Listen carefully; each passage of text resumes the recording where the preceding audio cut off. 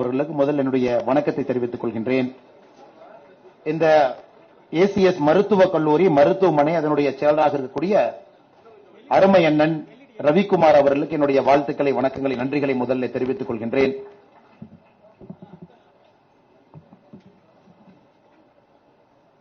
இந்திய மக்கள் கல்வி முன்னேற்ற கழகத்தினுடைய நிறுவன தலைவர், தொலைக்காட்சி நடத்தக்கூடியவர், சமூகத்தின் மீது பெரிய அக்கறை இருக்கக்கூடிய அற்புதமான மனிதர், நம்முடைய பாரத பிரதமர் நரேந்திர மோடியுடைய கருத்தை வலுப்படுத்த வேண்டும் என்று நினைக்கக்கூடிய அண்ணன் தேவநாதன் யாதவ் அவர்களுக்கு என்னுடைய கலந்த வாழ்த்துக்களை, வணக்கங்களை தெரிவித்துக் கொள்கின்றேன். மேடையில் இருக்கக்கூடிய டாக்டர் எம்ஜிஆர் கல்வி மற்றும் ஆராய்ச்சி நிறுவனத்தினுடைய தலைவராக இருக்கக்கூடிய ஏசிஎஸ் அருண்குமார் அவர்கள் அவருக்கு என்னுடைய வாழ்த்துக்களை, வணக்கங்களை, நன்றிகளை தெரிவித்துக் கொள்கின்றேன். இந்த நிகழ்ச்சி நடப்பதற்கு மிக முக்கியமான காரணம் ஐயா ஏசிஎஸ் அருண்குமார் அவர்கள். அவர்களுடைய சிறப்பு நன்றிகளும் இந்த நேரத்தில் நான் தெரிவித்துக் கொள்கின்றேன். அதே போல மேடையில் இருக்கக்கூடிய இந்த கல்லூரியினுடைய துணைவேந்தர் மேடம் கீதா லட்சுமி அவர்களுக்கு என்னுடைய நன்றிகளை தெரிவித்துக் கொள்கின்றேன். மேடையில் இருக்கக்கூடிய முன்னாள் ஏஐசிடியினுடைய டைரக்டர் ரவிச்சந்திரன் ஐயா அவர்களுக்கு, retired officer from the Indian administrative service ஐயா தனவேல் அவர்களுக்கு, former director of medical education doctor Jayachandran அவர்களுக்கு, இந்த அரங்கத்தில் முன்னிறுக்கையில் இருக்கக்கூடிய எல்லா தலைவர்களுக்கும் என்னுடைய வாழ்த்துக்களை, வணக்கங்களை தெரிவித்து, மாணவ செல்வங்களே, தமிழ்லயே பேசலாங்களா? எல்லாருக்கும் கொஞ்சம் வெளி ஸ்டேட் ஸ்டூடெண்ட்ஸ் இருப்பாங்களா? பிரச்சனை இல்லை. Anybody who has come from outside Tamil Nadu, can you just raise your hand? Okay, people. So ரெண்டு கலந்து பேசுறேங்க, so that they will also get the hang of what I am trying to convey.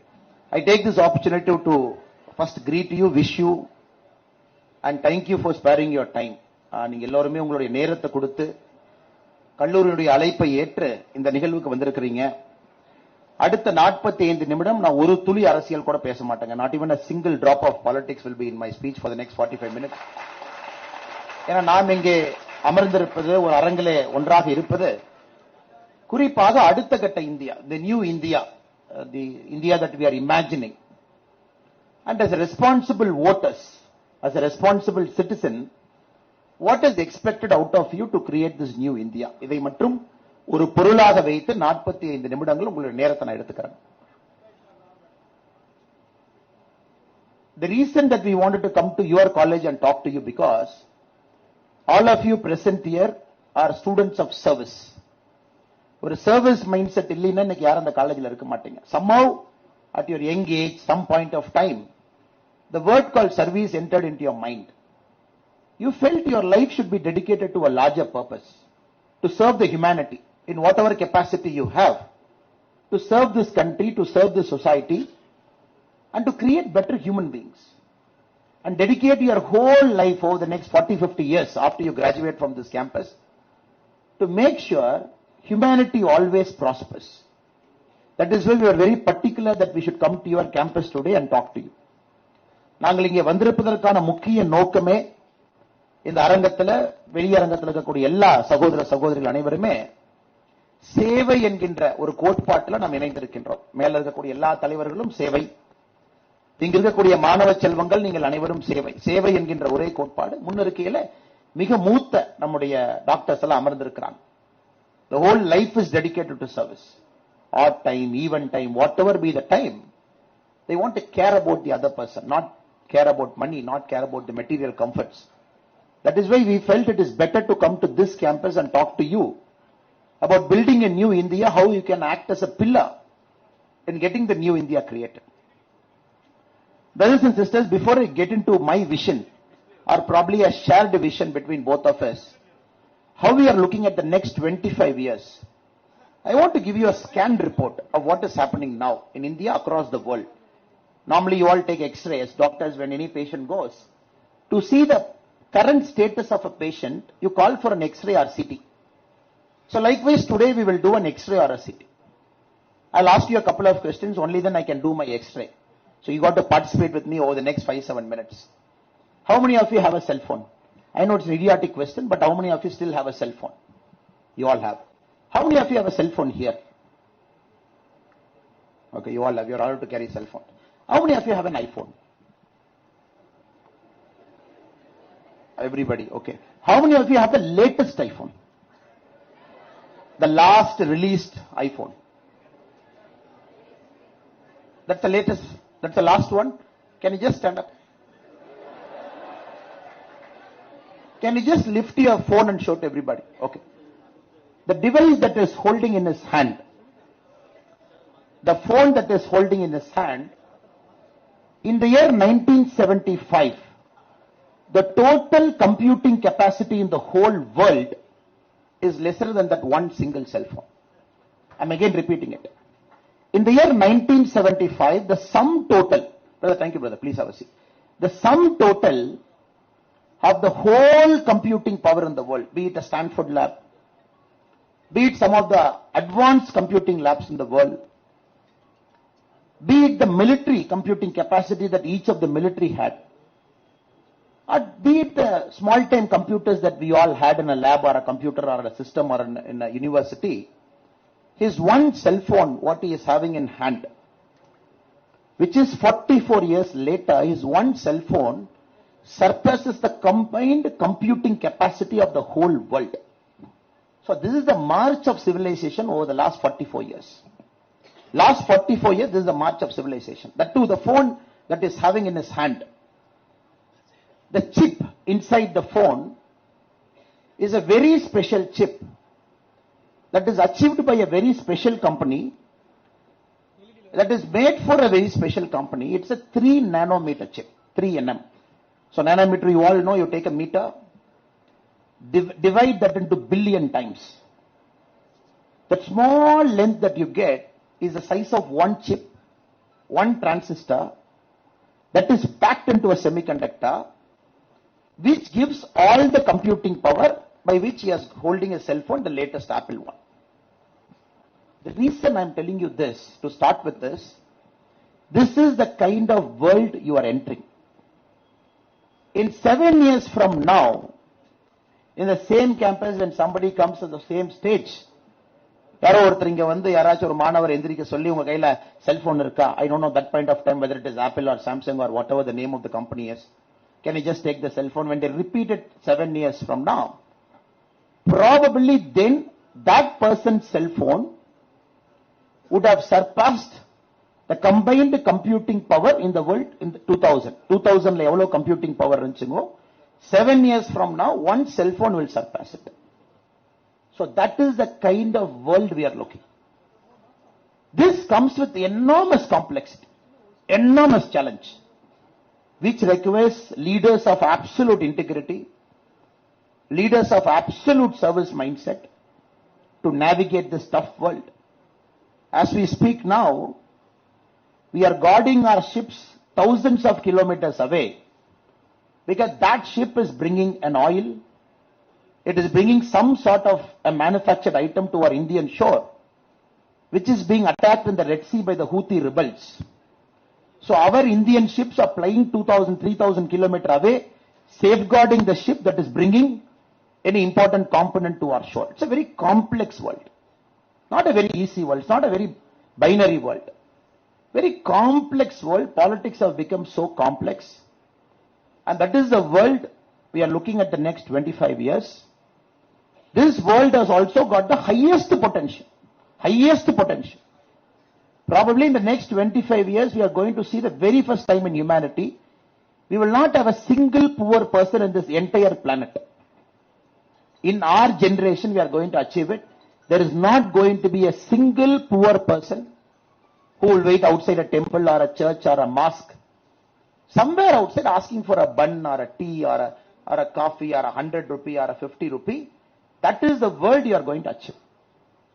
Topic ரொம்ப சிறப்பா கொடுத்திருக்காங்க. முதல் தலைமுறை ஜனநாயக வாக்காளர்கள். First generation democratic voters. So most of you will vote in 2024 mostly. Correct? That is going to be a first vote. So the assembly elections, since most of you are from Tamil Nadu, so Lok Sabha you'll be voting in 2024. So that is the exciting world we are getting into it. So if you again look at the scanned report across the world, it is not probably, at one end we can say it's a very safe world. At other end you can say it's a very complex world. The Middle East is on fire. There is a fight between Israel, Palestine, Gaza. You are seeing it on a daily news. At least other parts are also in some kind of a handshake deal which is failing. The American elections are becoming so chaotic. You are not sure who is going to be the next president of US. Is it going to be an 83-year-old person or an 81-year-old person? The average age of an American voter above 80 years is 1%. But the two candidates who are competing to be the next American president, they come in that 1%. Not the younger generation who has got a vision how the world should be. அதே மாதிரி வேற இடத்துல பாருங்க, பக்கத்துல Pakistan, you see, Pakistan army has backed one candidate, the independents have backed one candidate, the media is backing one candidate. Last 4 days we are not sure which is going to be the next candidate. You go to Bangladesh, the main opposition party did not participate in the election. One party was in the election which won the prime ministership again, back to one party. So when you scan the world like an X-ray, it's a very complex, chaotic, it's a world in which you cannot make sense of what has happened. So this is the time India is ambitious to become a world superpower. And our country is very ambitious now. Bhayangar ambitious inga nama. 142 crore people, we are there. We want to reach certain metric. 2028, we want to be the third largest economy. 2047, we want to hit $20 trillion. You are lifting 142 crore population, which is nothing but the population of Africa and Europe. You want to lift almost all of this population to a per capita income that is more than $50,000. இன்னைக்கு நம்ம $2,500 இருக்கிறோம். Per capita income 1,96,000 இருக்கும். 1% average in India earns about 1,96,000. We want to take it in a matter of 10 to 15 years. We want to take it 12 times. 12 times you have to multiply what you are earning now. You are earning about 2 lakh, we want to take it to 24 lakh.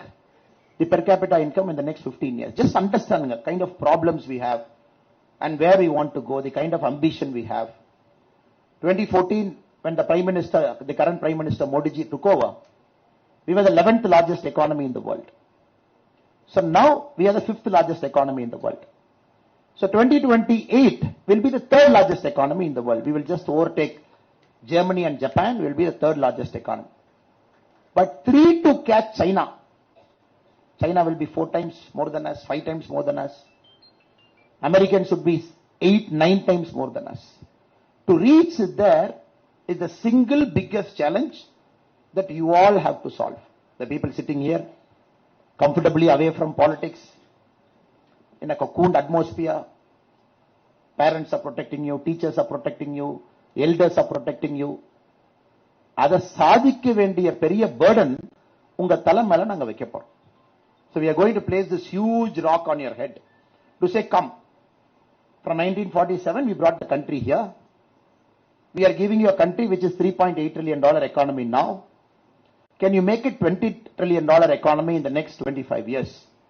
So this is a challenge for which you got to think very wisely, deeply. Even if you say politics is something different, I am far removed away from politics, but you have to understand politics is there everywhere. It is that age-old saying where a king said, air should not touch me. Any king says, காத்து என்னைய தொடவே கூடாதுன்னு ஒரு ராஜா சொன்னாருனாங்க, அந்த ராஜா மாதிரி மிகப்பெரிய முட்டாள் எங்கே இருக்க முடியாது. ஏன்னா சுவாசிக்கிறக்கே காத்து வேணும். காத்து இல்லாம இருக்க முடியாது. So if anybody in this room believes that you will stay away from politics, you have only 2 options. If you believe politics is wrong, come inside and change it. Option number 1. If you believe politics is right, you want to accelerate it, accelerate it. The ரெண்டு ஆப்ஷனை தவிர உங்களுக்கு வேற option இல்லைங்க. You cannot take a third option and say, politics வேற, நான் doctor, நான் pharmacist, I'm going to be a nurse, I'm going to be paramedic, I'm going to be somebody. எனக்கு அரசியலுக்கு சம்பந்தம் இல்லை. The water you drink has got politics inside it. The bus you have taken to come to this ACS campus has got politics in it because petrol and diesel is decided by politics. The bus fare is decided by politics. The bus in which you ride, is it a green bus? Is it an electric bus? Is it a hydrogen powered bus? Is it an ethanol fuel bus? Is it a 100% diesel bus? Decided by politics. Even the syllabus that you read is decided by politics. Even the money that you get paid after you graduate out of ACS campus is decided by politics. அதனால தயவு செஞ்சு என்னுடைய அன்பான வேண்டுகோள் இங்க இருக்கக்கூடிய இளைஞர்களுக்கு இளைஞர்களுக்கு, அரசியல் உங்களை அனைத்து நேரத்திலும் 365 நாட்களும் 24 மணி நேரமும் தொட்டுக்கொண்டே இருக்கும். அரசியல் தொடாம நாம யார் இருக்க முடியாது.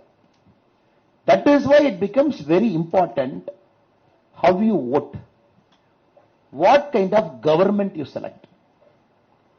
To realize this vision over the next 25 years, can that government help you to realize your personal vision, your family's vision, your social vision, your country's vision? 4 vision தான் இருக்க முடியுங்க.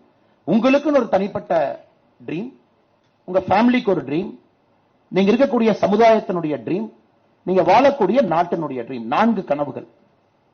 அதை எப்படி நாம் சாத்தியமாக்க போகின்றோம் என்பதற்காகத்தான் இந்த 45 நிமிடங்கள் அண்ணன் ஏசி சண்முகம் அவர்கள், அண்ணன் அருண்குமார் அவர்கள் நமக்கு இந்த வாய்ப்பு கொடுத்திருக்காங்க. Again, can you stand up and take your cell phone? Sorry, brother. Okay. Now I will add little bit more complexity. First பாத்தீங்கன்னா ரொம்ப சிம்பிளா சொல்லிட்டேன். 1975 computing power இந்த ஒரு 3 நானோமீட்டர் சிப்ல இருக்குன்னு சிம்பிளா முடிச்சிட்டாங்க. Now we will go little bit more complex. Now the cell phone that is having in his hand, உட்கார்ந்துங்க Raja, so that you don't sleep first and others don't sleep second. The cell phone that is having in his hand, அதில் இருக்கக்கூடிய semi conductor, அது mostly it is manufactured by a company called TSMC in Taiwan. தைவான்ல ஒரே ஒரு company தாங்க இருக்கு. That manufactures 55% of world's, one small company in Taiwan which manufactures 55% of the world's semiconductor. ஆப்பிளுக்கு அவங்க மட்டும்தான் only supplier for the last 2 years, especially in the 3 nanometer chip அவங்க மட்டும்தான் அடுத்த 5 வருஷம் கொடுக்க போறாங்க. One company in Taiwan.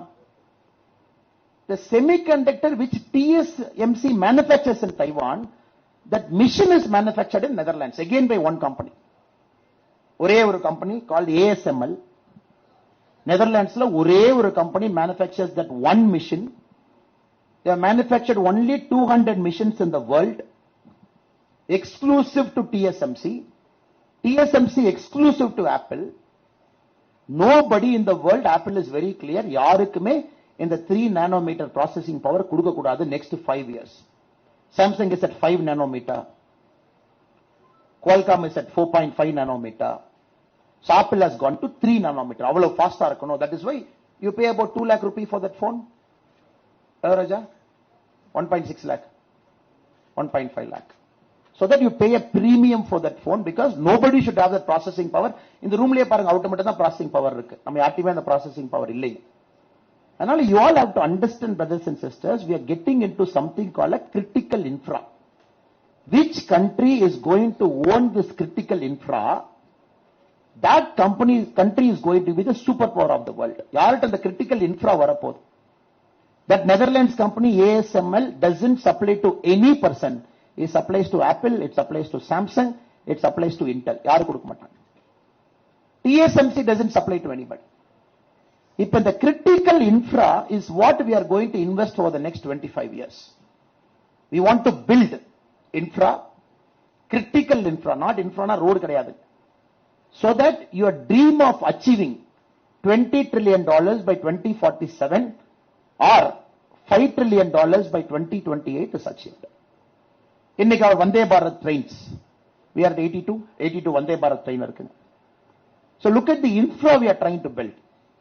So we want people to move from point A to point B in lesser number of time. So you can't travel at, we are not happy when you travel at 80 km per hour. நம்ம happy இல்லைங்க. Sir நான் வந்து 80 km per hourல travel பண்றேன். You cannot achieve the vision of $5 trillion when you travel at 80 km per hour. 80 km per hour is 5 times more than what my grandfather traveled. அவர் மாட்டு வண்டியில புலிசாதம் எல்லாம் கட்டிட்டுங்க, மாட்டு வண்டியில் ஏறித்தான் எங்க தாத்தா எங்க அப்பாக்கு எங்க அம்மாவை பொண்ணு பார்க்க போனார். 2 நாள் போனார். மாட்டு வண்டி போய் மாடெல்லாம் கட்டி அவுத்து வச்சுட்டுங்க, அதுக்கு வக்கிப்புல்லாம் அதுலயே போகும். Like many of the stories in your home. அப்புறம் திரும்ப வரும்போது அந்த வீட்டுல புலிசாதத்தை எடுத்து கட்டிக்கிட்டு மறுபடியும் வருவாங்க. Now we do that coverage in a matter of 30 minutes now. 30-40 minutes cover பண்ணும். Now 80 kilometer per hour has decided the fate of humanity over the last many centuries. It is our speed. Now India is thinking, can we make it 160 kilometer per hour? Can I just double that speed of 160 kilometer per hour? Because இன்னைக்கு இந்தியால நீங்க ஃபாஸ்டா ட்ரெயின்ல போனோம் அப்படின்னா 160 kilometre per hour ஒரு 4 Vande Bharat train ரூட்ல ஃபாஸ்டா போலாம். அதுவும் பத்தாதுன்னு நாம சொல்றோங்க. To achieve $20 trillion, you will be traveling in more number of time in which your productivity will come down. Now we are thinking in 2026, can we build a bullet train? Now people ask me, a bullet train, ஒரு bullet train க்கு 1 லட்சம் கோடியா? The cost of one bullet train, what we are building from Ahmedabad to Mumbai, it is costing 1 lakh crore, 1 லட்சம் கோடி, which is 1/3 of Tamil Nadu's budget. Our state budget is 3 lakh crore. கொஞ்சம் நிறைய economics பேசுறேன், தப்பா நினைச்சுக்காதீங்க. Only then you will get a broad idea of what we are trying to convey. The one bullet train that India we are trying to build from Ahmedabad to Mumbai for a distance of 508 kilometer is 1/3 of Tamil Nadu's budget for 8.5 crore people. 8 கோடி மக்களுக்கு ஒரு வருஷத்துக்கான பட்ஜெட்டை 1/3ல ஒரு ட்ரெயின்ல invest பண்றோம். Now somebody should tell me whether it is worth investing. என்ன sir நீங்க மட்டும் தான் பேசின்னு கூட்டு வந்தாங்க, கேள்வி எல்லாம் கேட்டாங்க, டஃபா போயிடுறாங்க, பதில் சொல்ல மாட்டோம். No, you want to know your idea, because the main idea of this is how do we combinedly build the next generation. To do that, how do we build the next level of critical infra? எப்படி கட்ட போறோம்? Brother, do you think it is worth? Sir Tamil Nadu பட்ஜெட்டே 1 லட்சம் கோடி தான். அந்த 1 லட்சம் கோடி கொடுத்தீங்கன்னா எத்தனை புவர் பீப்புள் இருக்காங்க, அவங்களுக்கு எல்லாம் ஷெல்டர் எல்லாம் ஓபன் பண்ணி சாப்பாடெல்லாம் போடலாம். Correct sir? அவங்களுக்கு சாப்பாடெல்லாம் போடலாம். தமிழ்நாட்டில் புவர் அப்படிங்கறத இல்லாம நம்ம பண்ணலாம். It's a valid argument, இல்லையாங்க sir? When somebody is making this argument, it's not a stupid argument, it's a valid argument. So யாரோ ஒருத்தர் சொல்லணும், anybody, any lady here, any lady doctor, first year, second year, third year, fourth year, fifth year. So you think it is worth investing 1 lakh crore for one bullet train, maybe the first bullet train which comes, the first route Ahmedabad to Mumbai.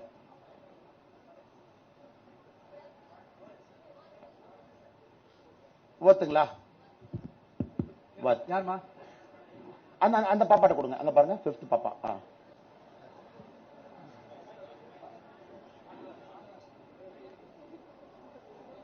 What sir? Why it is worth? நம்ம இன்னும் கொஞ்சம் முன்னாடி இப்போ இது பண்ணா எல்லாருக்குமே அந்த fees கம்மி பண்ணா மேபி எல்லாருமே அதை ஃபோக்கஸ் பண்ணுவாங்க சார். நம்ம பேக்லயே இல்லாம நம்ம அந்த சாப்பாடு அந்த மாதிரி நீங்க சொன்னதை அதுவே ஃபோக்கஸ் பண்ணாம இருந்தாலும் கொஞ்சம் ஜெனரேஷனுக்கு முன்னாடி கூட அவங்க ஃபோக்கஸ் ஆகி போவாங்க. நம்ம அவங்களையும் சேஞ்ச் பண்ணலாம். So for a country to move, yes, you got to start investing in next generation of infra சொல்ல வர்றீங்களா? Yes sir. Okay, fine, thank you. If now we are consciously putting 1 lakh crore for the first bullet train Ahmedabad to Mumbai, 508 kilometer. We want to cover the distance average to start with 300 kilometer per hour. இன்னைக்கு the fastest train in 2 routes only. இந்தியால இன்னைக்கு 2024 February 13ல 2 ரூட்ல தான் we have achieved an average speed of 160 kilometer per hour. Because Japan, you have to understand, have got 9 bullet trains today running more than 350 kilometer per hour in a small country of Japan. Germany has got something called a magnetic levitation train, maglev train, which is achieving a speed of 380 kilometer per hour. Such a big country. இவ்வளவு ஸ்டேட்ஸ்ங்க, 142 கோடி மக்கள். Now parallelly you have to keep building this infra. Road கட்டணும், ports போடணுங்க, trains அதிகப்படுத்தணும். From 80 to Vande Bharat train has to become 250 Vande Bharat train in a matter of 2-3 years. You got to create the first bullet train in 2026, then another 10 bullet trains by 2030. So that goods moves faster from place A to place B. People travel faster from place A to place B. காலையில எந்திரிச்சு ஒரு ஊருக்கு போய் நீங்க medical எல்லாம் பார்த்துட்டு night சென்னைக்கு வந்துடுற மாதிரி ஒரு இந்தியா உருவாக்கணும் அப்படிங்கறதுக்கான நோக்கத்துக்கு the next level of critical infra is being built. இது ஒரு பக்கம். So all over India you see, 2014 we had 74 airports. Can anybody tell me what is the number of airports today? பேப்பர்ல டிவில பாத்திருப்பீங்க. சார் 2014ல 74 ஏர்போர்ட்ஸ் இருந்துச்சு, இன்னைக்கு எவ்வளவு ஏர்போர்ட்னு யாராச்சும் பாத்திருப்பீங்களா? medical students, but economics எல்லாம் கேக்குறாங்க. So brothers and sisters, we have doubled our airports. Today we are at 149. So 2014 1947 to 2014, 67 years. The total airport we have built in this country is 74. In 9 years, we have doubled and taken it to 149. 149 பத்தாதுங்க. It's a country of 142 crore people. People are just traveling by air. எங்க அப்பா இதுவரைக்கும் விமானத்துல போனதே இல்லைங்க. My mother has never traveled in an airplane. எங்க குடும்பத்துல I am the first generation to travel in an airplane. So அதே மாதிரி இருப்பீங்கல்ல. சார் எங்க அப்பா அம்மா போனதே இல்ல, நான் தான் பிளேன் எல்லாம் போயிருக்கேன். Now everybody wants to get on an airplane because you are traveling faster. Now we have to touch 250 airports by 2030. போதுங்களா 250? போதுங்களா? Because we have a functional airplane of 700 today. இன்னைக்கு இந்தியால மொத்தமா மேல பறந்துட்டு இருக்கிற விமானத்துல இறக்கி ஏசிஎஸ் காலேஜில் லேண்ட் பண்ணி அண்ணன் ஏசி சண்முகம் போய் அண்ணன் போய் எத்தனை விமானம் இருக்குன்னு என்னாருன்னா இன்னைக்கு 700 பிளேன்ஸ் தான் இந்தியால மொத்தமா இருக்குது. But we have ordered another 1100 planes which are being manufactured in different parts of the world, which is going to come in the next 6 years. இன்னைக்கு 700 planes தான் பறந்துட்டு இருக்கு. 1100 விமானங்கள் ஆர்டர் பண்ணியாச்சு, which will come to us in the next 7 years, which will take the number of aircrafts to 1800.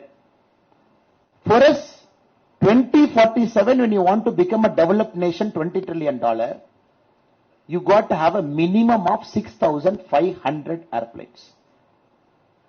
Vision, scale, thinking, that level of infra building, that level of critical technology கொண்டு வரணும்.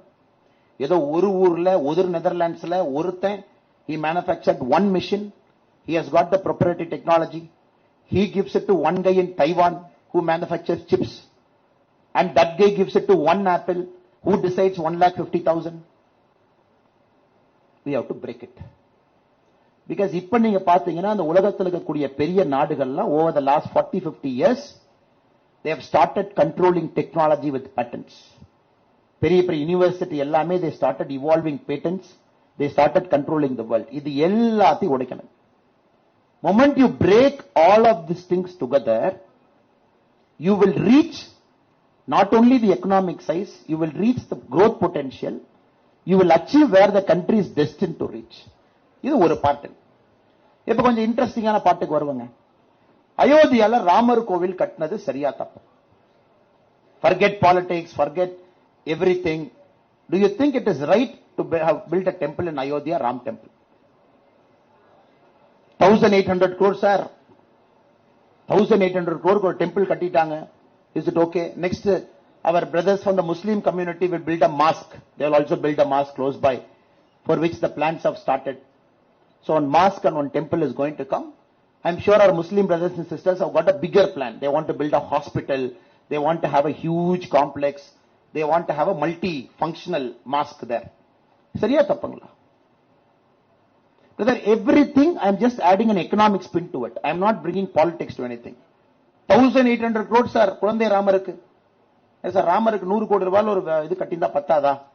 1800 கோடி ரூபாய் கட்டுவீங்களா sir? Brother நீங்க தானே கேட்டீங்க, நீங்க மனசுல யோசிச்சு தான் கேட்டுச்சு.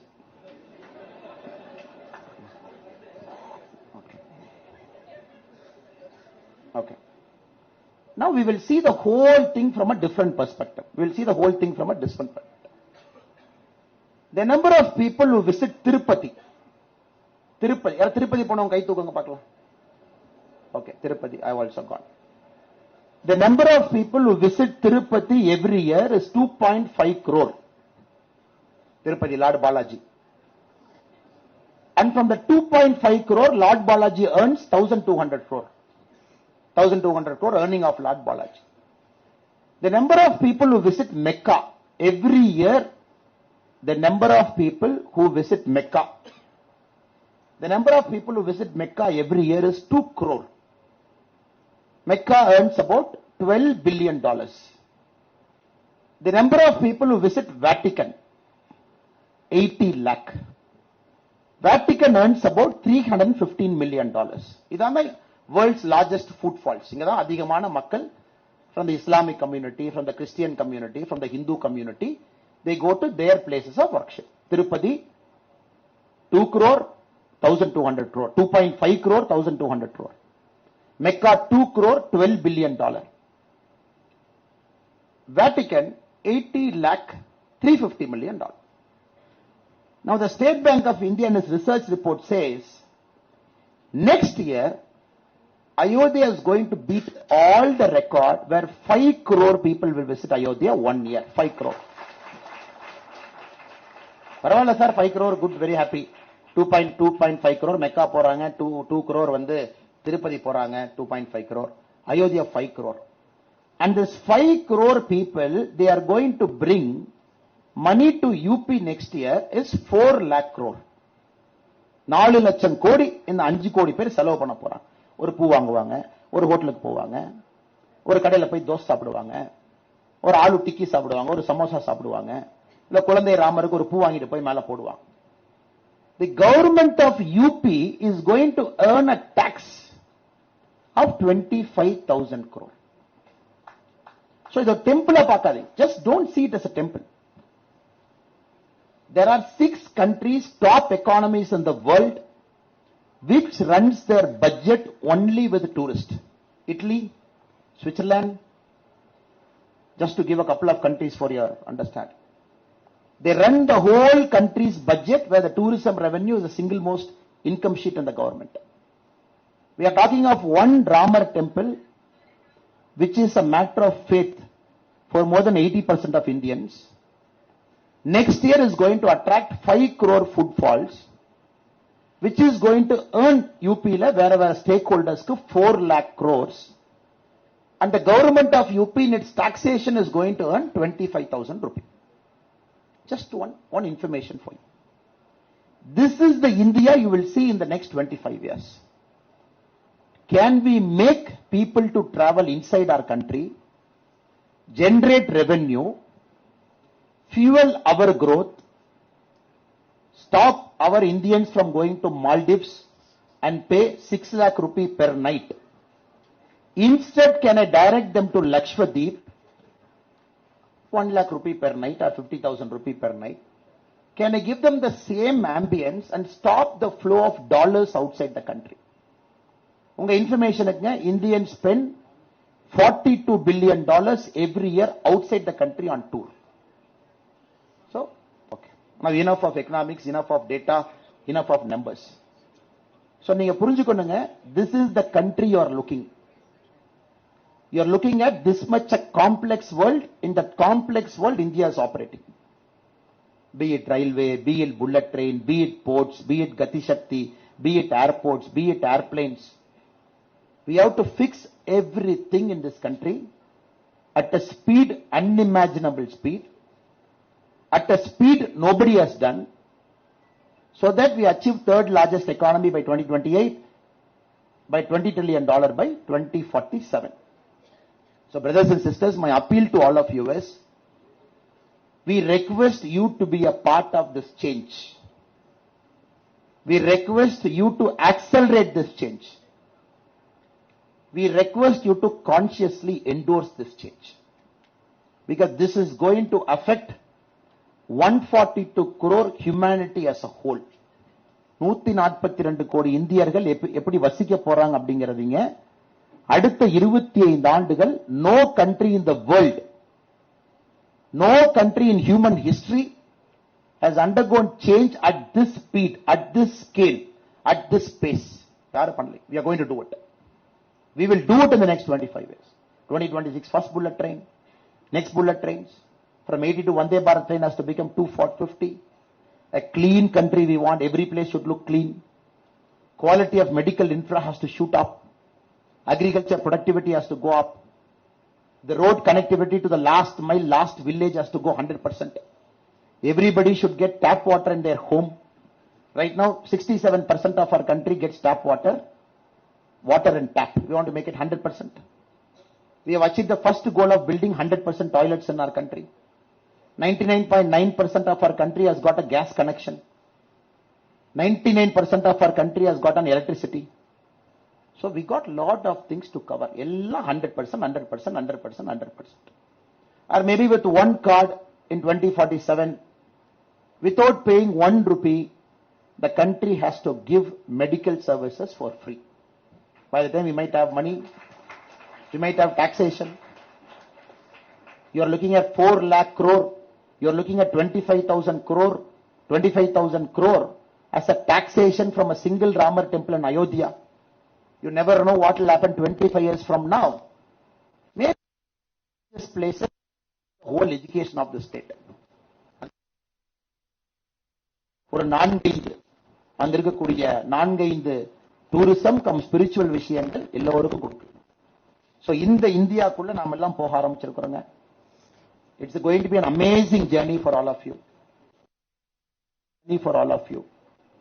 So 2047 நாம சொல்லும் பொழுது there should be one guy standing up or one girl standing up holding something in hand that should be made in India product. And the technology, be it the original equipment manufacturer OEM or be it the original design ODM, whatever it is, and the technology India la irukonu.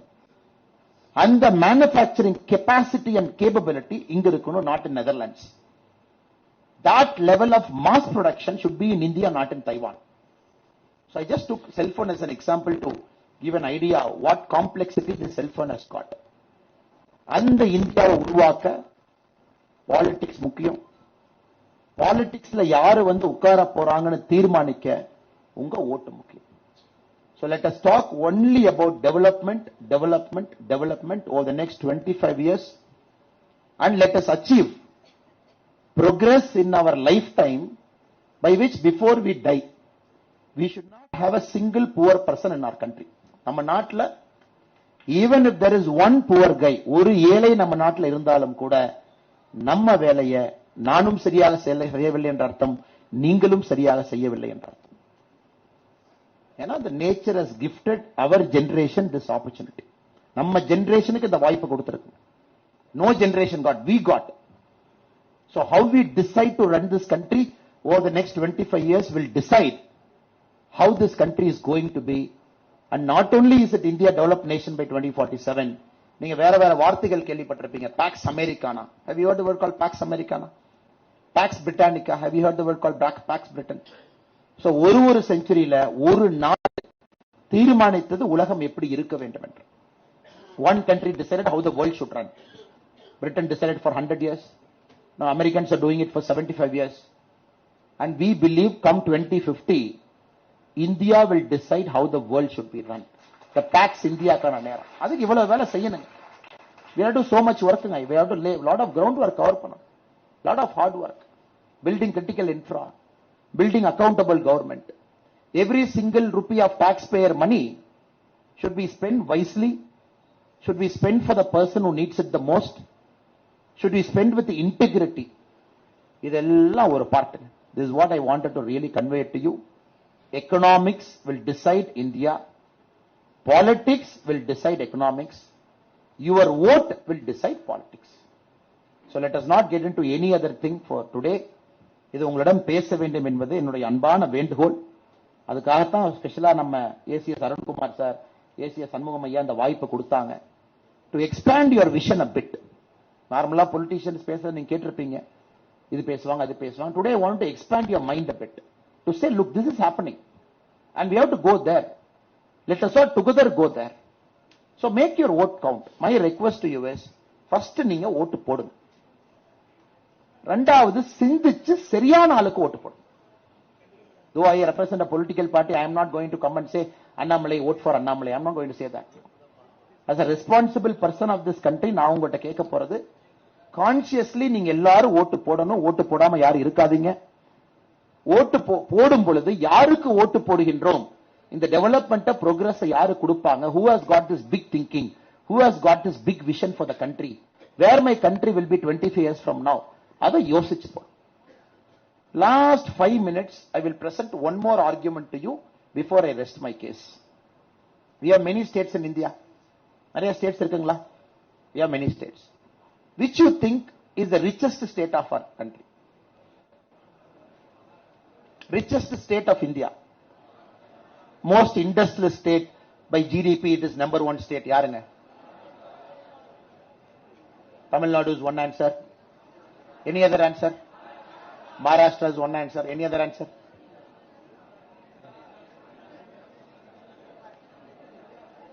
Gujarat is one answer. So, Maharashtra, Tamil Nadu and Gujarat. Three options we have.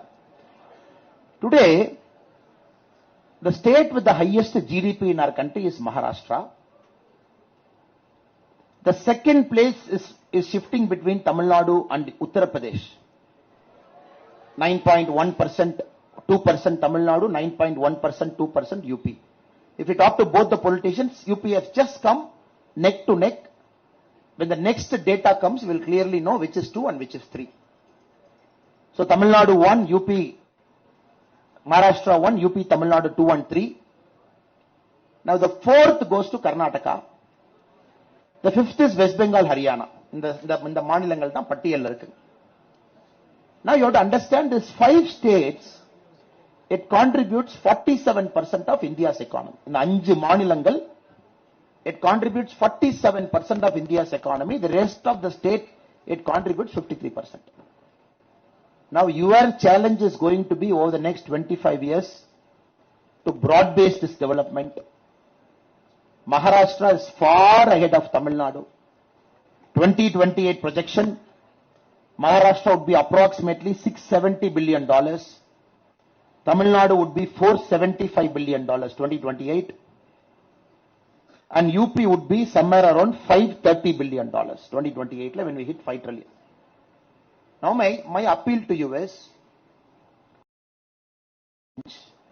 go to a place where there is no development, root your career there. I am repeating it again. Now the whole India is in front of you. You know which country is doing where, what city is doing where India is going, எப்படி போறோம்.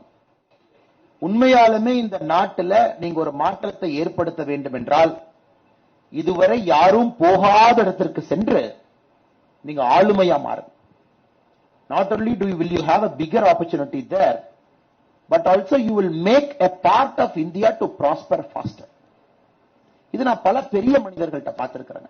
When I keep meeting people like ACS or Devnathan Yadavanna, a lot of people across our country, I see this risk appetite of people where they don't get bounded by my place of birth. They don't get into this jingoism thing. Like a birds, they fly outside. They போய் ஒரு வேலையை first 10 வருஷம் செஞ்சுட்டு திரும்ப வருவாங்க. So this is my one advice to you, to all the young friends here as your senior. Moment you graduate, comfort zone குள்ள போகாதீங்க. Chennai is a comfort zone. Coimbatore is a comfort zone. Good medical opportunity. Bangalore is a comfort zone. Hyderabad, go to Ranchi. Go to Guwahati. Go to Nagaland. First 10 years, go and dedicate there. Go and dedicate. You will learn a new culture. You will learn a new language. You will meet new people. Then come back to your state. Then you come back to our state, your birth state. You want to come here.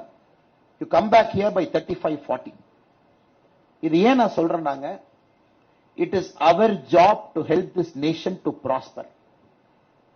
So the kind of quality medical training that you are getting, the kind of quality medical infra that you are getting is built with a lot of honest taxpayers money. நிறைய பேரோட கடினமான உழைப்புல ஒரு தனி மனிதனுடைய உழைப்பும் கூட இது போன்ற ஒரு நிறுவனத்தை உருவாக்கி உங்களுக்கு வாய்ப்பு கொடுத்து இங்க படிக்க வச்சிருக்காங்க. Now I personally and fundamentally believe first 10 years of your life is the time to take risk. அப்ப நீங்க ரிஸ்க் எடுக்கலினா எப்பவும் ரிஸ்க் எடுக்க மாட்டீங்க. You will never take risk. You will get married. You will have kids. You will have social pressure. You cannot just like that move. Your parents will get old. Somebody has to take care. நீங்க வீட்ல இருக்கணும், பார்க்கணும், கல்யாணத்துக்கு போகணும், காதுகுத்துக்கு போகணும், invitation வரும், போலினா கோச்சுக்குவாங்க. அதனால என்னோட அன்பான வேண்டுகோள் முதல் தலைமுறை வாக்காளர்களுக்கு, நீங்கள் படித்து முடித்த பிறகு இங்கிருந்து வெளியே செல்லும் பொழுது ஒரு பறவையை போல் பறக்க வேண்டும். விசாலமான பார்வை இருக்க வேண்டும். இந்தியாவுடைய கடினமான அடுத்து ஒர்க் பண்ணும். You get to go to a place that is affected by Naxal, go there and work. You go to in India, go there and work. You go to a simply work. There, என்னை பொறுத்த வரைக்கும், you will see humanity at its best. People are not tainted by richness, people are not tainted by wealth, people are not tainted by newfound wealth. அங்க நல்ல ஏழ்மை, நீங்கள் சேவை செய்ய வேண்டும் என்பதற்காக உங்களுக்காக காத்திருப்பாங்க. இது என்னுடைய அன்பான வேண்டுகோளாக இங்க இருக்கக்கூடிய எல்லா மாணவ செல்வங்களுக்கும், உங்களுக்கு ஒரு 10 ஆண்டுகள் உங்களுக்கு ஒரு நடந்து போற அப்படிங்கிற அனுபவத்துல, this is my humble request to all of you.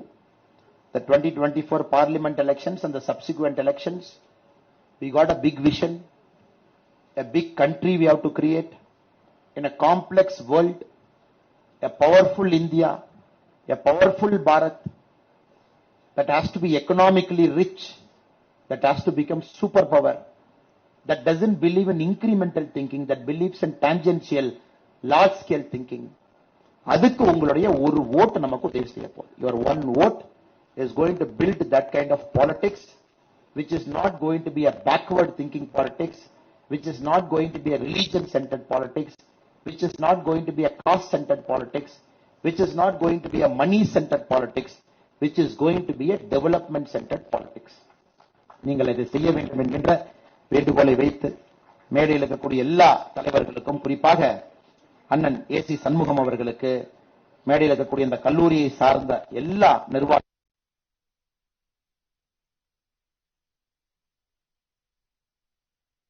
இருந்தாலும், normally a lecture that you might not hear normally. I'll come and give some jingo speech here, there. Give you a jingo speech. I want to lay out there. This is the critical bottleneck we are having to surpass it. So together let us do it. So நிறைய ஆங்கிலத்துல பேசிட்டேன் because I felt our guests who have come from outside Tamil Nadu, they are important to us. யார் நம்முடைய விருந்தினர்களை முதல்ல நம்ம கவனிச்சுக்குவோம், கரெக்ட்டுங்களா? நம்ம வீட்டுக்கு ஒரு விருந்தினர் வந்தா நம்முடைய உணவு அவங்களுக்கு கொடுத்துட்டு தான் நம்ம சாப்பிடுவோம். That is why I kept about 80% English, so that the 30 odd children who are there should not suffer that they couldn't understand the language that I am speaking. So I request other people also to kind of bear with me. I thank all of you for the wonderful opportunity. இதை தாண்டி உங்களுக்கு கேள்வி இருக்குன்னா கேளுங்க. I'll be very happy to take your questions and answer it. We still have another 10-15 minutes more, I think.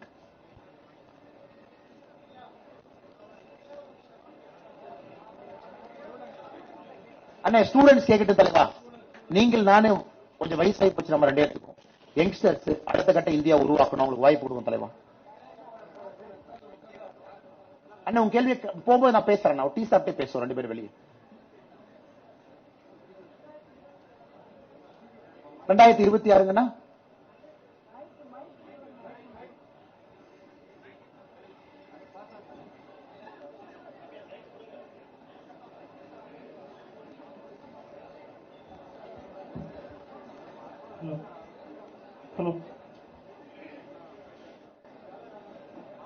Hello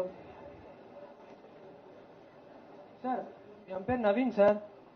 2026 அந்த bullet train plan சொன்னீங்க sir, அது எப்படின்னா இப்போ எல்லாராலையும் வந்து அஃபோர்டபுள் பண்ண முடியுமா, இல்லை வந்து எப்படி சார் அது மிடில் கிளாஸ் ஆளுங்களும் போக முடியுமா, இல்லை எந்த மாதிரி பிளான் சார் அது? சார் ஒரு விஷயம் நாம் புரிஞ்சுக்கணும் சார், சில infra is not meant to be socially equitable. உட்கார்ந்துக்கணும் சார். அதாவது விமானத்தை கண்டுபிடிச்ச பொழுது, ஒரு விமானம் வந்த பொழுது நம்ம விமானம் there is a certain class of people who need to travel faster. அவசியம் இல்லை. சோ இந்தியால எல்லா தரப்பட்ட மக்கள் இருக்காங்க. பிளைட்ல போனா தான் இம்பார்ட்டன்ட் இல்ல. lot of people comfortably travel by train, comfortably travel by bus. சில ஊர்ல சைக்கிள்ல கூட போறாங்க கம்ஃபர்டபிளி, மெட்ரோ கூட எடுக்கிறது. எதுக்காக அந்த புல்லட் ட்ரெயின் அப்படிங்கிற வார்த்தையை நான் உங்களுக்கு சொன்னேன் அப்படின்னா சார், அதான் அந்த கேள்வி நான் கேட்டேன். அந்த there was sister here, 1 lakh crore rupee investment. Bank of ஜப்பான்ல இருந்து 80,000 கோடியை கடன் வாங்குறோம். at a rate of interest of 0.01% for the next 50 years கடன் கட்டுறோம். ஜப்பானீஸ்னுடைய டெக்னாலஜி எடுத்து இந்த புல்லட் ட்ரெயினை கட்டுறோம், 50 வருஷம் அவனுக்கு கடன் கட்டணும் 0.01%. அதுதான் கேட்டா அது வேணுமா வேண்டாமா அப்படின்னு. சார் இன்னைக்கு கான்செப்ட் ஆஃப் யூரோப் பாருங்க sir. You look at how Europe is. The concept of Europe is you can move from one country to other country in one day and come back. இப்ப நிறைய பேர் பாத்தீங்கன்னா Switzerland is so costly to live. நிறைய பேர் Switzerlandல இருக்க மாட்டாங்க. They live outside Switzerland. They travel 200 kilometers by car one way. Many of our Indians who live do a work and come back 200 kilometers daily. Daily 400 kilometer travel பண்றாங்க. எனக்கு தெரிஞ்ச நிறைய பேர் 200 kilometer they do it in about 1 hour 40 minutes. While coming back they do it in 1 hour 40 minutes. ஏன்னா அவங்களுக்கு அங்க போய் சுவிட்சர்லாந்துல தங்கி அந்த வீட்டுக்கு வந்து வாடகை கொடுக்கறத விட it is much outside to stay outside the country, go in and get out. The concept of trains which links France and England world over பாத்தீங்கன்னா sir, basically cost of doing business you got to minimize. Cost of doing business. இன்னைக்கு நான் கோயம்புத்தூர்ல இருந்து சென்னைக்கு வரணும், option என்னன்னா sir, let us imagine I am a lawyer, கோயம்புத்தூர்ல இருக்கேன், நான் சென்னையில ஹைகோர்ட் ஒர்க்குக்கு வரணும்.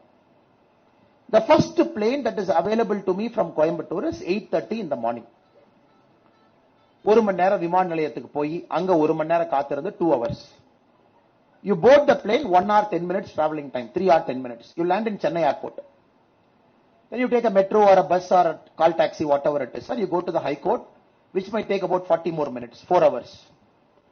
High court வேலையெல்லாம் முடிச்சிட்டு you repeat the same thing again. So which means I'm doing 4 plus 4, 8 hours in plane. If I'm coming by train, I do 6 hours plus 6 hours, 12 hours.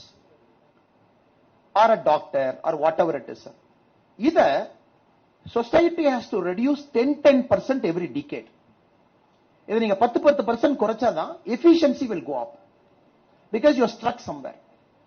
So in the bullet train இது போல concept என்னன்னா sir, it is trying to accelerate economic progress, economic change push பண்ணுது. இப்ப lorry GST வர்றதுக்கு முன்னாடி sir, you must be knowing about GST. 2017ல ஒரு GST வந்துச்சு.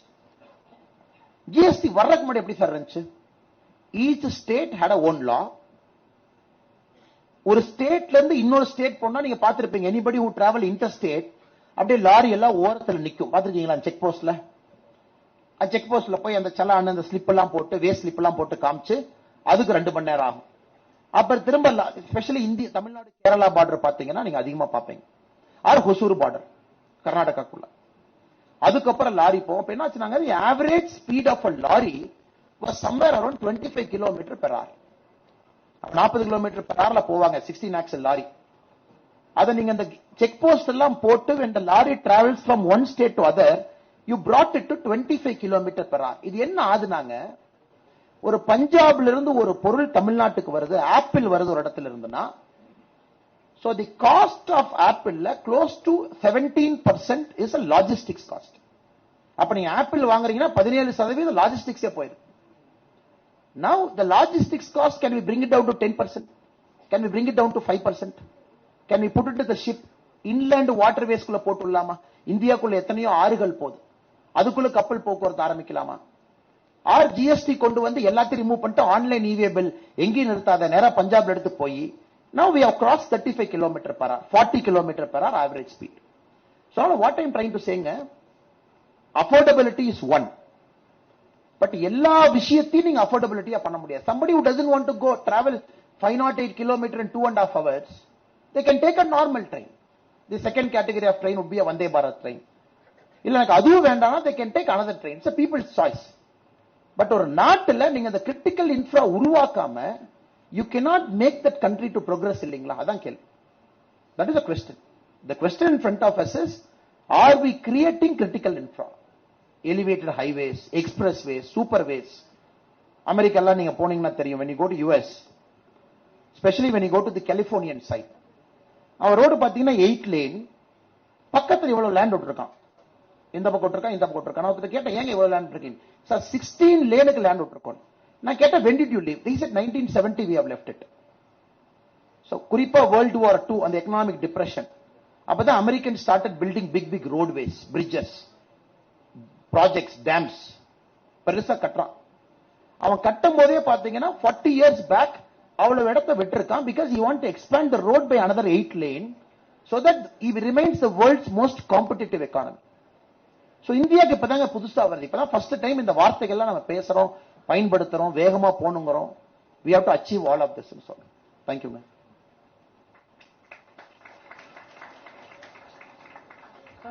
அங்க ஒரு தம்பி.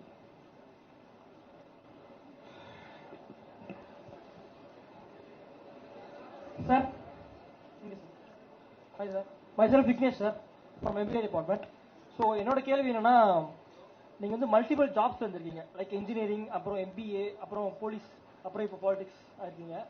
இப்போ நீங்க வந்து ஐஏஎம்ல கிராக் பண்றது அவ்வளவு ஈஸியான ஜாபும் கிடையாது, ஐபிஎஸ் கிராக் பண்றது ஈஸியான ஜாபும் கிடையாது. நீங்க ஐஏஎம் பாஸ் பண்ணி ஐஏஎம் படிச்சுட்டு அதை கிட் பண்ணிட்டு ரிஸ்க் எடுத்து ஐபிஎஸ் ஆனீங்க. அதே மாதிரி ரிஸ்க் எடுத்தும் இப்போ பாலிடிக்ஸ் வந்துருக்கீங்க.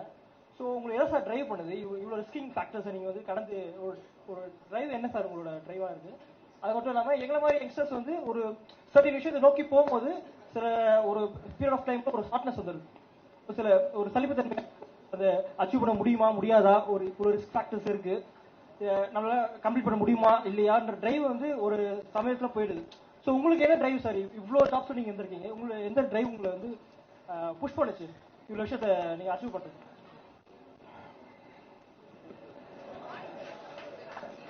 உட்காருங்க. Thank you so much.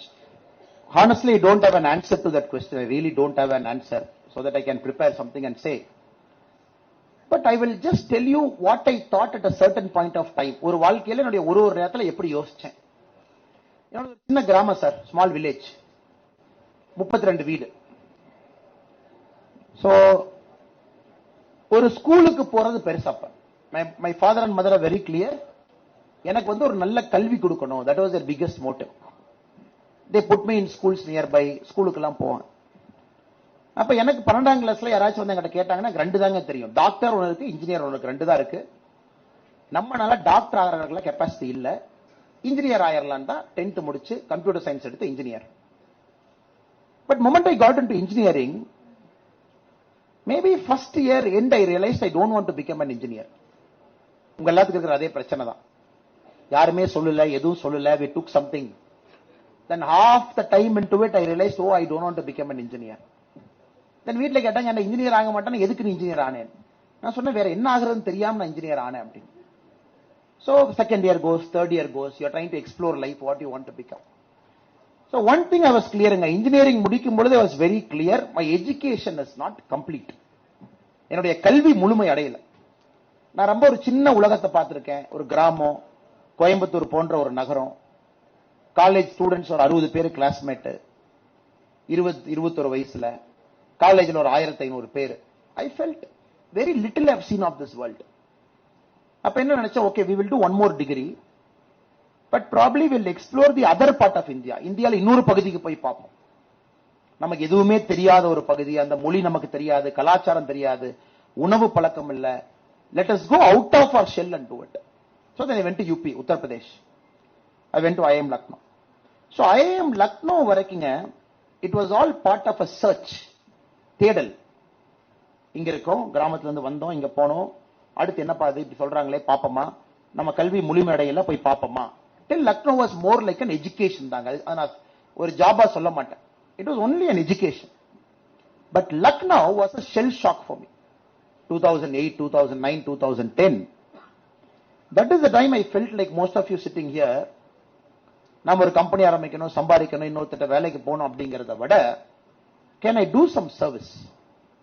ஒரு சர்வீஸ் பண்ணணுமா அப்படின்னு தான் யோசிச்சேன். Of course politics was an option even then. அப்பவும் politics ஒரு option. So many of you might not know, உங்களுக்கு நிறைய பேருக்கு தெரியாது, 2009ல IIM லக்னோல படிச்சிட்டு இருக்கும் பொழுதுங்க, இங்க வந்து விஜயகாந்த் சார் ஒரு 3 மாசம் வேலை பார்த்தேன். My internship. I took a break. I came and worked for Vijaykanth, DMDK party then, for about 3.5 months, trying to see politics, enna pandranga, what are they trying to do. Then after my stint with the DMDK party, I felt, எனக்கு அரசியலுக்கு ரொம்ப தூரம், இதுல மாற்றம் கொடுக்கிறது ரொம்ப கஷ்டம். In politics to bring change is really tough. இதுல வந்து ஜாதி, பணம், அது தமிழக அரசியல்ல வந்து உங்களுக்கு இருக்கக்கூடிய பிரச்சனைகள்லாம் தெரியும். சோ இது நமக்கு செட் ஆகாது, அரசியலுக்கும் நமக்கும் ரொம்ப தூரம் அப்படின்னுங்க. There were a couple of options. Politics was one, but not fully interested because I felt a person like me will not fit into politics. Civil service was a much better option for me. Got into civil service 9 years, 10 years. அது எப்பவுமே நான் லைஃப்ல என்னுடைய philosophy நான் பாக்குறதுங்க, உங்களுக்கு எது பிடிக்காதுன்னு நினைக்கிறீங்களோ அதான் ஃபர்ஸ்ட் உங்களுக்கு கிடைக்கும். அது உங்க எத்தனை பேருக்கு நடந்திருக்குன்னு எனக்கு தெரியல. இது வேண்டாம்னு நினைப்பீங்க, God will make sure that you get that, exactly that you will suffer for 4-5 years. அப்படிதான் சிவில் சர்வீஸ் போனாங்க, 9-10 years இருந்தேன். I want to work more in the grassroots வந்தங்க. I came into politics, I was sucked into politics. So cutting the long story shortங்க, most of the time I allowed my heart to dictate rather my brain. நான் பிரெயின்ல இந்த decision எடுத்திருந்தேன்னா எந்த decision எடுத்திருக்க மாட்டேன். ஏன்னா IIM லக்னோல நான் படிச்சு முடிச்சுட்டு வெளியே வரும் பொழுதுங்க, என்னோட எஜுகேஷன் லோன் வந்து 14.5 lakh rupee. எல்லாம் IIM but how many of us know IIM is one of the most costliest MBA in India.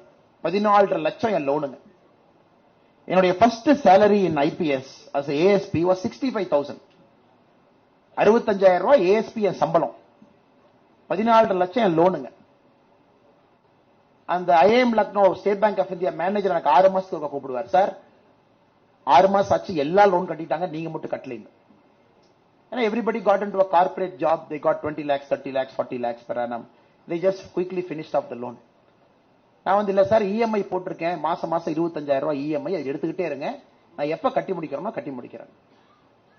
It took me 8 years to finish my loan. But now if I allowed my brain to make a decision, maybe this is one answer I can give you.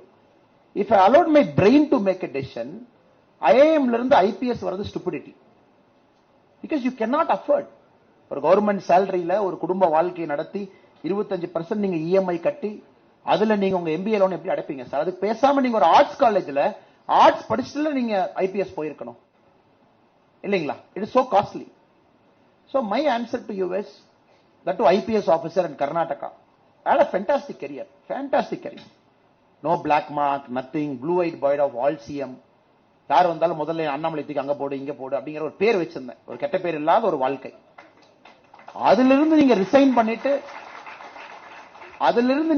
பண்ணிட்டு வெளியே வர்றீங்கன்னா அது second stupidity. அது resignment ஒரு வருஷம் வேலை இல்லாம இருக்கீங்கன்னா அது தேர்ட் ஸ்டூபிடிட்டி. அது ரிசைன்மெண்ட் சொந்த கிராமத்துக்கு போய் நான் விவசாயம் பார்ப்பேன்னு சொன்னா ஃபோர்த் ஸ்டூபிடிட்டி. இது எப்ப ஸ்டூபிடிட்டி தாங்க? உங்க பிரெயின் இந்த டெசிஷன் எடுத்தா stupidity. But you allowed your heart to make that decision. So I went wherever my heart took me. இது உங்களுக்கும் இந்த பிரச்சனை இருக்குங்க. I think many of the kids here. I remember Dr. Devi Prasad Shetty, a pioneer in your field. Resign பண்ணதுக்கு அப்புறம் doctor தேவி பிரசாத் செட்டியை பார்க்க போனாங்க. I went to his Narayana Hrudayalaya hospital in Bangalore. So he was doing multiple surgery. So sir told me வாங்க மத்தியானம் lunch சாப்பிடலாம் அப்படி. So I was with sir, he shared his lunch. He just came from some operation, he was having his lunch, again he was going back to some operation. என்கிட்ட சொன்னாருங்க, தேவி பிரசாத் செட்டி எங்க sir என்கிட்ட கேட்டார், நீ பாலிடிக்ஸ் போக மாட்டேன்னு சொன்னா சொல்லு, நீ நானும் சேர்ந்து வேலை செய்யலாம். We'll do some NGO, social work, something we will do. I said, sir, I don't want to give a commitment to you now because I never know, I might get into politics. But இன்னைக்கு எனக்கு என்ன பண்றதுன்னு தெரியாம உங்களை நான் பார்க்க வந்திருக்கேன். I want to start an NGO. I want your idea. எப்படி பண்ணலாம்னு சொல்லுங்க. Then he took me to the topmost floor of the Narayana Hrudayalaya in Bangalore. Bangalore உடைய topmost floor. There were 300 small children. ஒரு 300 குழந்தைங்க. எல்லாம் பாத்தீங்கன்னா பிறந்து 3 நாள், பிறந்து 2 நாள், 5 days, 1 month, அவ்வளவு குழந்தைங்க இருக்காங்க. Lot of children were from Bangladesh, people from West Bengal, அவ்வளவு குழந்தைங்க. ஒரு குழந்தைக்கு ஒரு அட்டெண்டர், ஒரு அம்மா உள்ள இருக்காங்க. So he told me, watch it. இங்கிருந்து பார் அப்படின்னார். So I still vividly remember that moment. We were standing outside, I was watching into that ICU room, big room. He told me, இங்க இருக்கிற எல்லா குழந்தைக்கும் இதயத்துல நாங்க ஆபரேஷன் பண்ணிருக்கோம். All these children operated on heart. 3-year-old baby, 4-year-old baby, 5-year-old baby. நீங்க doctors உங்களுக்கு தாங்க தெரியும், ஒரு 3 நாள் குழந்தைக்கு எப்படிங்க ஹார்ட் இருக்கும்? I think it must be something like this. Then you have to enter that heart and you have to fix something and come. He said, look. Then he told me how he decided to come back to India from UK. அது ஒரு பெரிய story சொன்னாரு. Then he used the same language. He said, Annamalai, sometimes if you are so confused about life, allow your heart to make a decision because the heart always knows what is right for you. உங்க இதயத்துக்கு நிறைய time தெரியும் எது உங்களுக்கு சரியில்லை. ஆனால் நீங்க கேட்கறதுக்கு எனக்கு லாஜிக்கல் ஆன்சர் இல்ல brother. I don't have a logical answer. Who will pay education loan for 8.5 years? Who will pay EMI for 8.5 years? 25,000 per month. So answer இல்லைங்க. But maybe my heart said do it, I did it. இது எத்தனை பேருக்கு பொருந்தும் தெரியல. I'm sure many of you are as confused as me. உங்க வயசுல எனக்கு எவ்வளவு கன்ஃபியூஷன் இருந்துச்சோ உங்களுக்கு அது இருக்கணும். இருந்தா தான் I think you are exploring life னு அர்த்தம். But my only wish and prayer to you is when at that moment you see risk, don't see it as risk, see it as opportunity. நான் எதுக்கு உங்ககிட்ட பேசும்போது சொன்னேன் go to Ranchi னு சொன்னேன். Sir, you are in Chennai, which has got the world's best medical infra. You are one among the 10,000 doctor here. When you go to some God-forsaken place in our country, which has got a worst infra, you are a god to them. கடவுளுங்க நீங்க, கடவுள். நீங்க போய் பெரிய பெரிய நிறுவனத்துக்கு வெளியே கை கட்டி நின்று அந்த ரோல் கால் போட்டு ஏபிசி ஷிஃப்ட போட்டு இவ்வளவு தூரம் கஷ்டப்பட்டு நம்ம டாக்டர் ஆகி உங்களை விட சூப்பர் ஸ்பெஷாலிட்டி டாக்டர்ஸ் எல்லாம் இங்க இருந்து நீங்க அப்படி யோசிக்க கூடாது. there is a big queue in front of you. உங்களுக்கு முன்னாடி பெரிய queue இருக்கு. அந்த queue எப்படி உடைப்பீங்க? go to Nagaland and break this queue. go to Jharkhand and break this queue. go to Meghalaya and break this queue. தைரியமா risk எடுத்து நான் 10 வருஷம் கல்யாணம் பண்ணிக்க போறது இல்ல sir. I'm only 22. I'm going to get married by 30. இந்தியால worst place என்னன்னு ஒரு குலுக்கல் எடுத்து போட்டு பாருங்க. go to an airport, catch a flight, land there. automatic. அந்த ஊர்க்காரங்க உங்களை கடவுளா பார்க்கறாங்களா இல்லையான்னு பாருங்க. But this decision you can never make with brain. You can always make with heart. Only with heart. அதனால எனக்கு தெரியல brother. I leave it to you. அதுக்கு 100% ஹார்ட்டை விட்டு அது டேமேஜ் பிரச்சனை தான். Because the heart will take you everywhere. My marriage life is like that. I allowed heart to decide. My professional life, I allowed my heart to decide. So every single thing my heart decided. Till now, my brain is only 10% decision making. For me, heart is working. உங்களுக்கு எது வேலை பார்க்குதுன்னு நீங்க பார்த்துட்டு முடிவெடுங்க. Thank you so much. கடைசி கேள்வி இங்க இருந்தாங்க. அங்க தம்பி இருந்தார். கடைசி கேள்வி முடிச்சுக்கலாம் சார். கடைசி கேள்வி.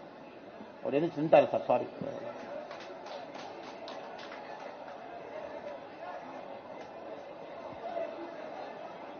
ராஜா நீங்களும் கேட்டுருங்களே. You also ask your question, let him also ask.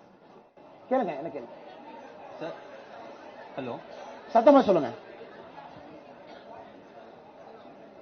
ஏன் வந்தீங்க? Okay, right. In 1990, where the India is today, the China will be at that place. Now today, India GDP is 5 trillion and China GDP is 20 trillion. 2023. How do we surpass in 20 trillion of GDP? If China will Thank you, sir. Got your question. Our two brothers are asking a question. 5 minutes முடிச்சிடுறேங்க. His question, right now India is about $3.8 trillion. China is about $18 trillion right now.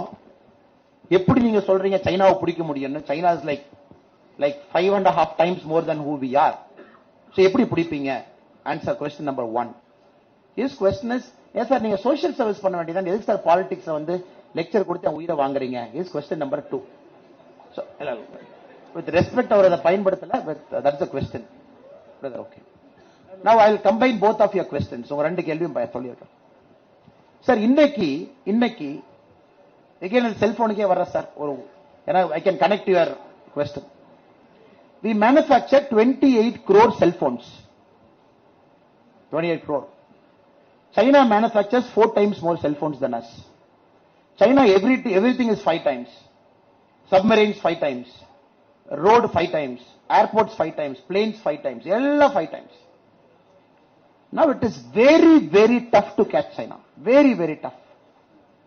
In terms of patent also, China registers more patent than us.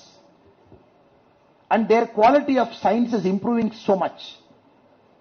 And their quality of manufacturing, that no more Chinese cheap எல்லாம் கிடையாதுங்க. They makes the world's best product. எல்லாம் பண்றாங்க. Now, the only way you can match up to China, the biggest advantage we have, 2 advantages. One, our population is young. China is aging. So 142 crore people, the median age is somewhere around 35, 37 India. China has crossed 40 years age.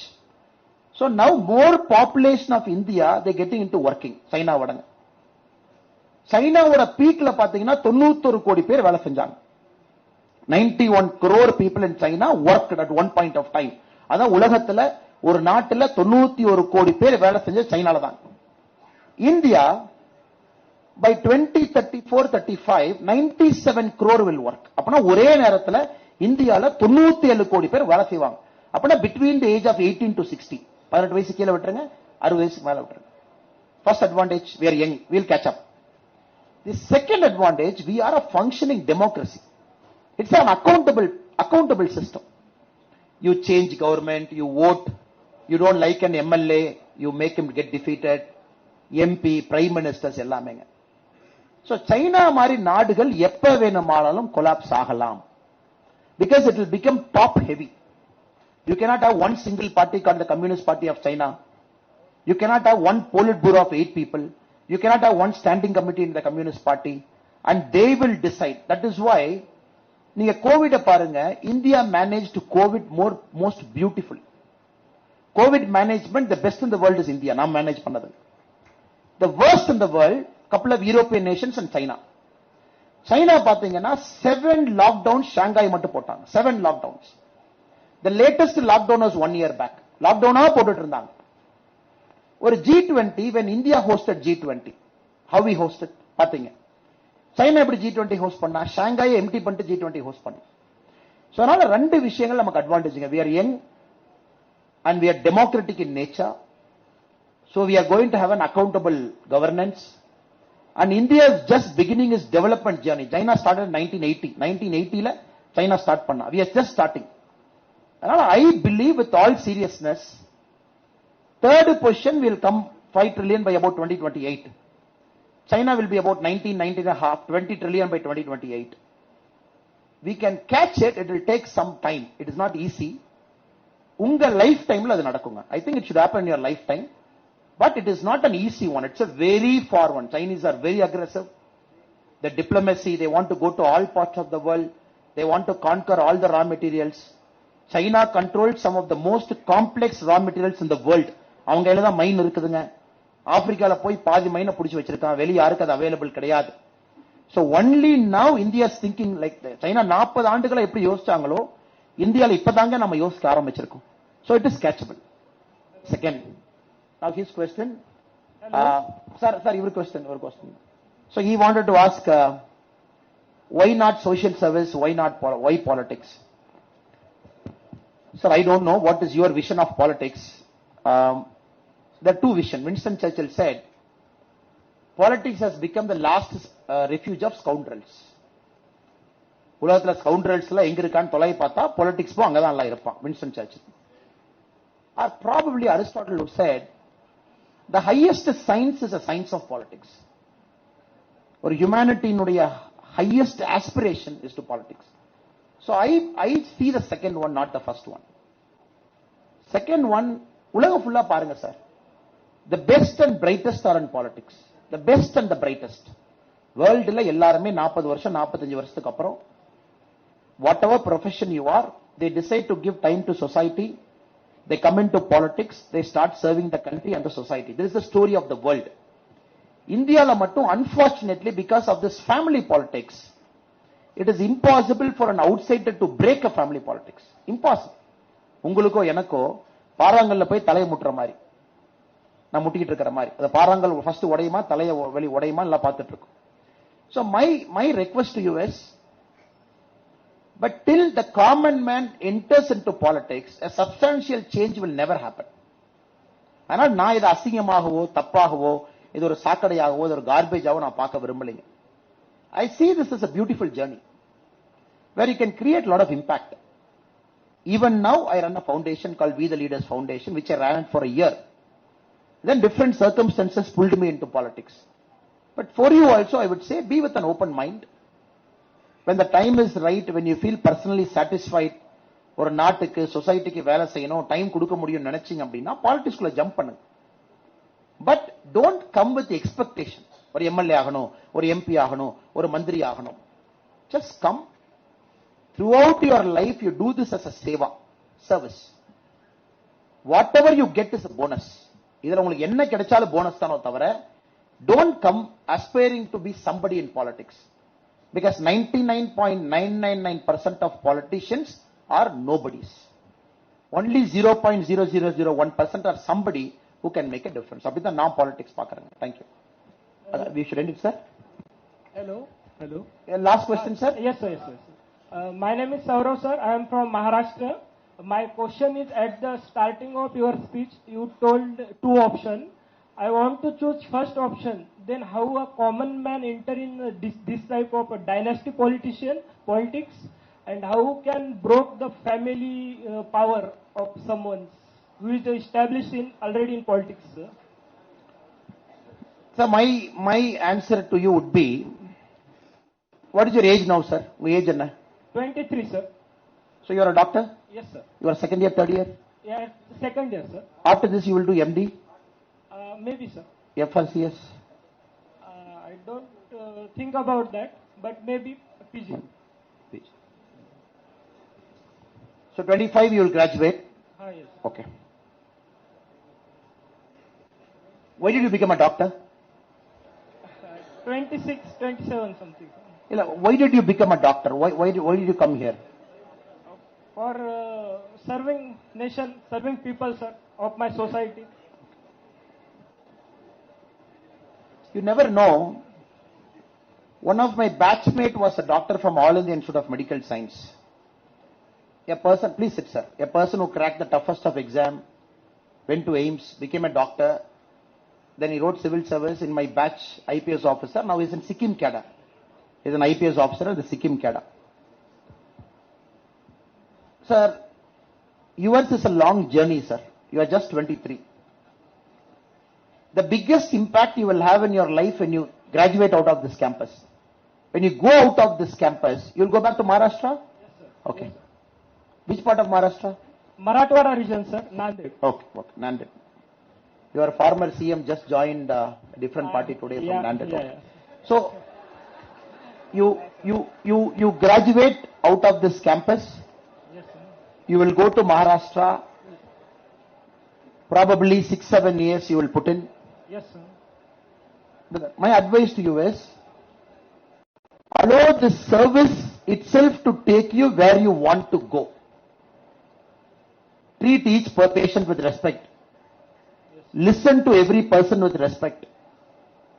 Let your heart keep interacting with every human being.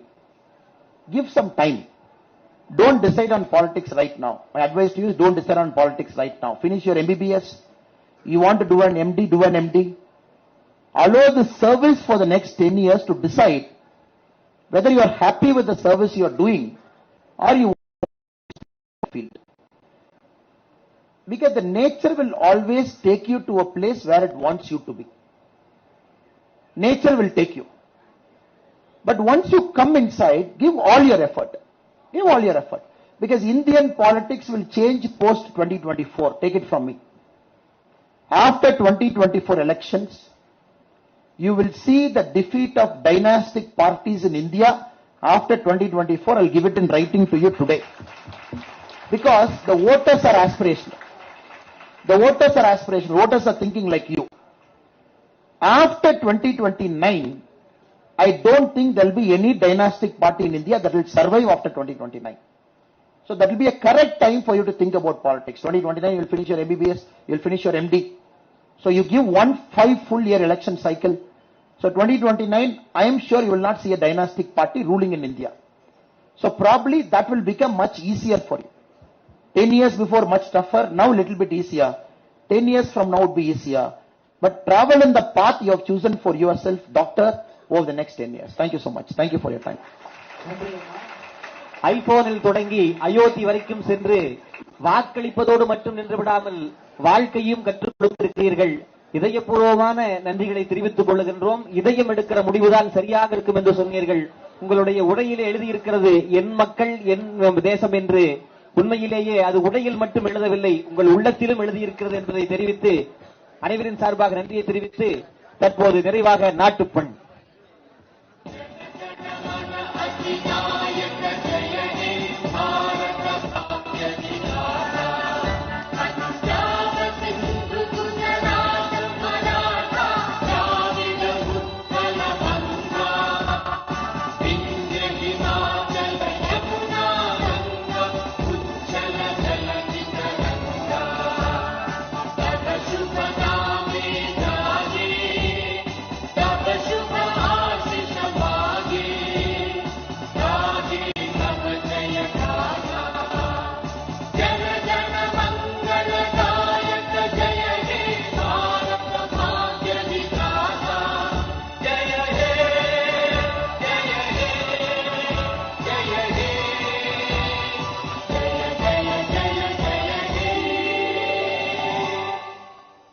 நன்றி. சார்ந்தோர் பெருமக்கள் அனைவருக்கும் நன்றிகளை தெரிவித்துக் கொள்ளுகின்றோம்.